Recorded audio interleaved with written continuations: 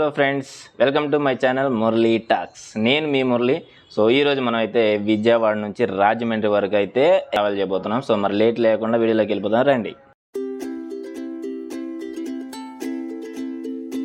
So present నేనైతే విజయవాడలోని Pandit Nehru bus station నుంచి అయితే రాజమండ్రి వరకు ఏపీఎస్ఆర్టీసీ ఇందిరా బస్సులో అయితే ట్రావెల్ చేయబోతున్నాను. నాకు ఏపీఎస్ఆర్టీసీలో ఉన్న ప్రీమియం బస్సులు అయినటువంటి గరుడ, అమరావతి, డాల్ఫిన్, ఇందిరా ఇలాంటి బస్సుల్లో ట్రావెల్ చేయాలంటే చాలా ఇష్టం. సో అందులో ఒకటైనటువంటి ఇందిరాలో ఈరోజు ట్రావెల్ చేయబోతున్నాను. ఫ్యూచర్లో మిగతావి కూడా ట్రావెల్ చేయాలని ఉంది. సో మనం అయితే బస్ స్టాండ్కి 1 అవర్ ముందే వచ్చేసాము. సో ఇవి ప్రీమియం బస్సులు కాబట్టి మనకి లైవ్ ట్రాకింగ్ కూడా ఉంటుంది. సో అసలు ప్రజెంట్ మన బస్సు ఎక్కడ ఉంది ఏంటి అనేది నేనైతే చూద్దాం అనుకున్నా. సో దానికోసం అయితే రెడ్ బస్ అనే యాప్లో అయితే నేను టికెట్ బుక్ చేసుకున్నా. వాళ్ళు నాకైతే వాట్సాప్కి లైవ్ ట్రాకింగ్ లింక్ అయితే పంపించేశారు. ఇక్కడ చూసుకోవచ్చు, మెసేజ్ ఓపెన్ చేస్తే మనం వాట్సాప్లో కిందకు పోతే లైవ్ బస్ ట్రాకింగ్ అని ఉంది కదా, లింక్ ఇచ్చారు కదా. సో దాన్ని క్లిక్ చేస్తే మన డైరెక్ట్గా ఏపీఎస్ఆర్టీసీకి సంబంధించినటువంటి ఒక వెబ్సైట్లోకి తీసుకెళ్తుంది. అక్కడ మనం ఎక్కడి నుంచి ఎక్కడికి వెళ్తున్నామని డీటెయిల్స్ అయితే ఫిల్ చేయాలి. నేను ప్రజెంట్ విజయవాడ నుంచి రాజమండ్రి వెళ్తున్నా కాబట్టి అందులో విజయవాడ అండ్ కింద రాజమండ్రి అని అయితే ఫిల్ చేశాను. ఫిల్ చేసిన తర్వాత మనకు ఒక సెలెక్ట్ సర్వీస్ అనే ఆప్షన్ అయితే వస్తుంది. దాంట్లో మనం ఇందిరా బస్సు కాబట్టి ఇందిరా బస్సు అయితే టిక్ మార్క్ పెట్టాను. అండ్ సెర్చ్ కొట్టంగానే విజయవాడ నుంచి రాజమండ్రి వరకు వెళ్ళే అన్ని ఇందిరా ఏసీ బస్సుల లిస్ట్ అయితే వస్తుంది. అందులో మన బస్సు అయితే ఎత్తుక్కోవాలి. సర్వీస్ నెంబర్ 3457 లాస్ట్ అనమాట, 11:20కి. సో దాన్ని ప్రెస్ చేస్తే మనకి డీటెయిల్స్ అయితే చూపిస్తుంది. అంటే మన బస్సు మొత్తానికి అసలు ఎక్కడి నుంచి స్టార్ట్ అయింది అండ్ ఎక్కడి దాకా వెళ్తుంది అనేది అయితే డీటెయిల్స్ ఉంటాయి, డ్రైవర్ నంబర్తో సహా. సో ఇక్కడ మనకి బస్సు వచ్చేసరికి కడప నుంచి వైజాగ్ వరకు వెళ్తుంది. అందులో మనం విజయవాడ నుంచి రాజమండ్రి వరకు అయితే బుక్ చేసుకున్నాం.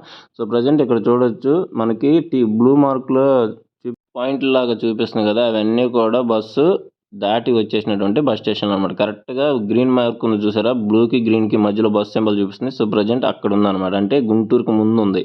నర్సరాపేట దాటి గుంటూరుకు ముందు. దాన్ని మనం డైరెక్ట్గా లైవ్ ట్రాకింగ్లో కూడా చూడొచ్చు అనమాట. కొంచెం పైకి వెళ్ళిపోయి ఇక్కడ చూడండి, మ్యాప్ వ్యూ అని ఉంది. సో ఆ మ్యాప్ వ్యూ ఓపెన్ చేస్తే కనుక మనకు బస్సు ఎగ్జాక్ట్గా ఎక్కడ ఉందో కూడా మ్యాప్లో అయితే చూపించేస్తుంది అనమాట. ప్రజెంట్ మనం విజయవాడ బస్ స్టాండ్లో ఉండి అయితే చూస్తున్నాం మనం బస్సు ఎక్కడ ఉందనేది. చూసుకోవచ్చు, గుంటూరు కంటే ముందు అంటే నర్సరాపేట నుంచి గుంటూరు వచ్చే రోడ్లో అయితే ఉన్నట్టు చూపిస్తుంది మన బస్సు అయితే. బాబాయ్ ఇంకా టైం పట్టిద్ది అయితే.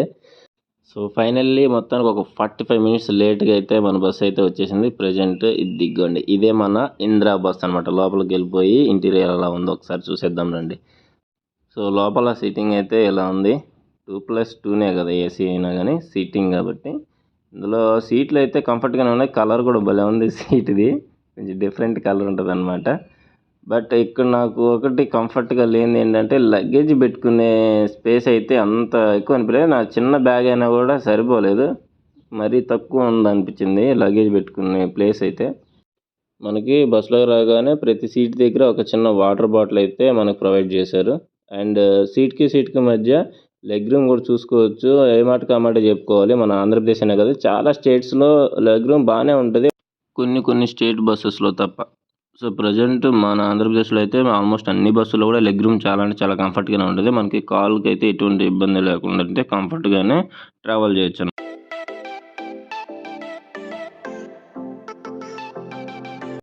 సీట్ క్లాత్ అయితే చూసుకోవచ్చు. ఇక్కడ చూడడానికి మీకు పెద్దగా అనిపించదేమో కానీ ఇక్కడ కూర్చొని కంఫర్ట్గా ఫీల్ అయ్యే వాళ్ళకి అర్థమవుతుంది ఎంత బాగుంది అనేది. నిజంగా చాలా అంటే చాలా మెత్తగా హాయిగా ఉందన్నమాట సీటింగ్ అయితే, నాకు భలే నచ్చింది.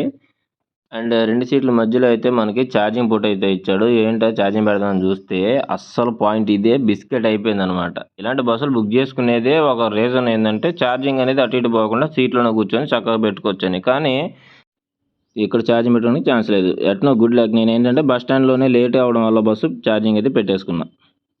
సీట్ పైన అయితే చూసుకోవచ్చు, ఏసీ కంట్రోలర్స్, లైట్స్ అయితే ఇచ్చేసాడు. సో ఫైనల్లీ మన బస్సు 15 మినిట్స్ బ్రేక్ తర్వాత అయితే చిన్నగా బస్ స్టాండ్ నుంచి అయితే బయటికి బయలుదేరిపోయింది. ఇందులో మీకు ఒక చిన్న విషయం చెప్పాలి ఈ ఏపీఎస్ఆర్టీసీ గురించి. సో మనకి ప్రజెంట్ నడుస్తున్నటువంటి ఈ ఏపీఎస్ఆర్టీసీ అనేది ఎప్పుడు ఫామ్ అయిందంటే 1958, అంటే ఆంధ్ర రాష్ట్రం నుంచి ఆంధ్రప్రదేశ్గా మారిన తర్వాత 2 సంవత్సరాలకి జనవరి 11 నుంచి అయితే మనకి ఏపీఎస్ఆర్టీసీ అనేది విజయవాడ హెడ్ క్వార్టర్స్‌గా అయితే రన్ చేస్తూ ఉన్నారనమాట అప్పటి నుంచి ఇప్పటి వరకు. ఇట్లా చిన్నగా బయటికి రాగానే నాకు అర్థమైందేందంటే, మా బస్సు 45 మినిట్స్ లేట్‌గా వచ్చిందన్నా కదా! ఎందుకొచ్చిందనేది ఇక్కడ బయటకొచ్చి ట్రాఫిక్ చూసిన తర్వాత నాకు అర్థమైంది. వారధి నుంచి బస్ స్టాండ్‌కొచ్చే రూట్ అనేది ఫుల్ ట్రాఫిక్ అనమాట. సో, మొత్తం అంటే ప్రైవేట్ వెహికల్స్, మన గవర్నమెంట్ బసెస్ గానీ, ఇలాగ మొత్తం అన్ని వెహికల్స్ ఒకసారి రావడం వల్ల మొత్తం ట్రాఫిక్ అయితే ఫుల్‌గా ఉంది. దానివల్ల మన బస్సు అయితే 45 మినిట్స్ లేట్‌గా అయితే వచ్చింది బస్ స్టాండ్‌లోకి.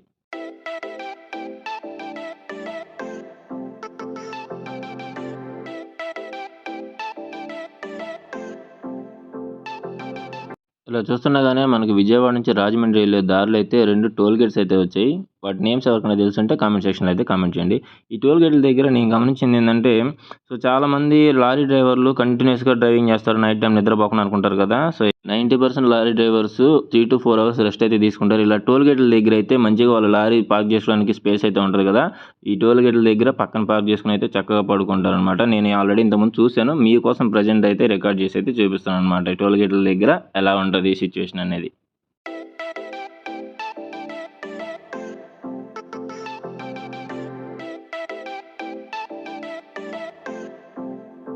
సో, అలా చూస్తుండగానే పెద్ద బ్రిడ్జ్ అయితే ఒకటొచ్చేసింది. ఆ బ్రిడ్జ్ ఏంటో తెలుసు గదా! గోదావరి బ్రిడ్జ్.